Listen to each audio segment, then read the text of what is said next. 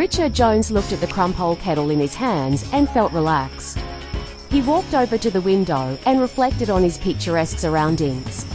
He had always loved industrial Falmouth with its weary, wandering waters. It was a place that encouraged his tendency to feel relaxed. Then he saw something in the distance, or rather someone. It was the figure of Chad Wishmonger. Chad was a brave muppet with hairy spots and slimy moles. Richard gulped. He glanced at his own reflection. He was a considerate, greedy, brandy drinker with beautiful spots and wide moles.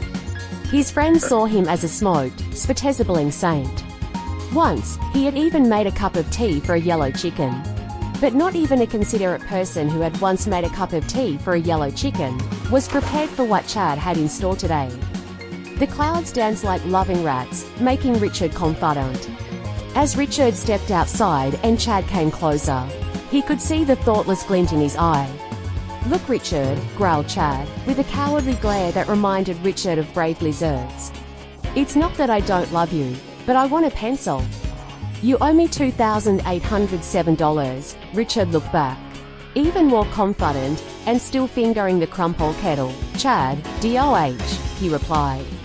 They looked at each other with unstable feelings, like two old owls skipping at a very spiteful rave, which had trance music playing in the background, and two cute uncles thinking to the beat. Suddenly, Chad lunged forward and tried to punch Richard in the face. Quickly, Richard grabbed the crumple kettle and brought it down on Chad's skull.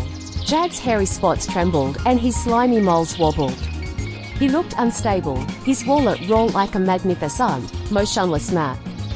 Then he let out an agonizing groan and collapsed onto the ground. Moments later, Chad Wishmonger was dead. Richard Jones went back inside and made himself a nice glass of brandy. The end.